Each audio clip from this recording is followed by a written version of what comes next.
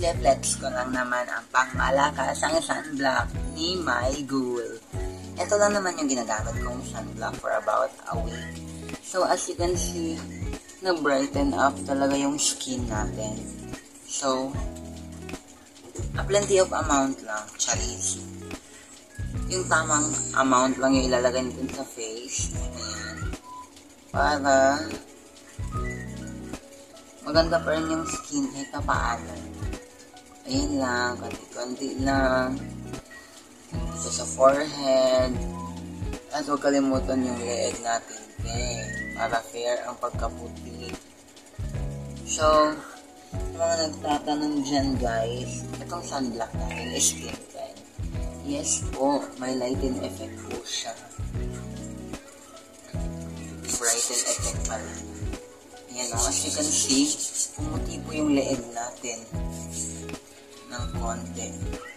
Dahil sa mahiwagang sunblock ni Mygul. Wait lang, add ko ulit dito sa leeg na po.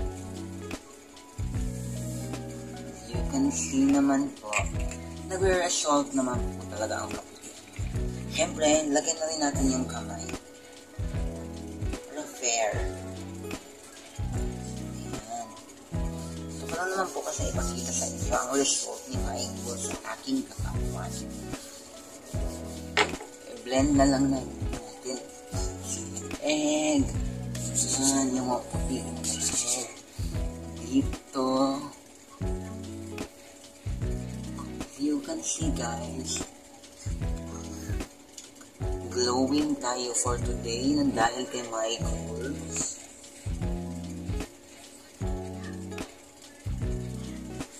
Actually guys, 1 week ko pa lang siya ginagamit at bet na bet ko na siya. I would order again to the shop. At saka ang napakaganda pa ni Mygul is for only 192 pesos. You can have 2 variant na ng kanilang pangmalakasang tinted sunblock. You can see, nag-brighten up talaga yung skin natin. Dito na tayo sa wrist. Kasi ito yung mga maiitim na areas ng kamay. Lagyan na rin natin brush work. Ayan. Blend lang natin. Para pantay ang ating skin. At dito naman sa kabila. As you can see, na-brighten up. Compare dito sa kabila. Hindi nyo po mahalata. Ayan. Mas brighten po yung dito na skin. Ayan. Ano pang hinihintay nyo? Check out na.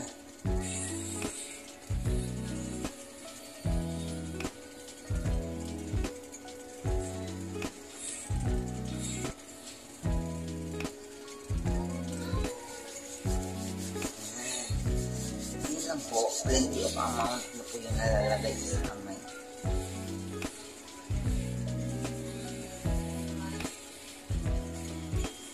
Siyempre, huwag kalimutan ang siko dahil yan ang mangingitim.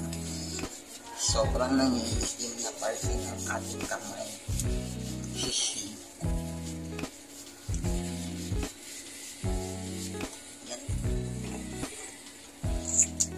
And now, ito na po ang glowy and brighten skin result ni Mygul sa aking face. Kukunin ko lang po yung isang karton para makita nyo po ang lalagyan niya. At ano siya guys, SPF 50 na pala to. Kaya mag-order na kayo. Limited edition. Kunin ko lang yung karton. Eto na po. Ito po yung box ni Mygul.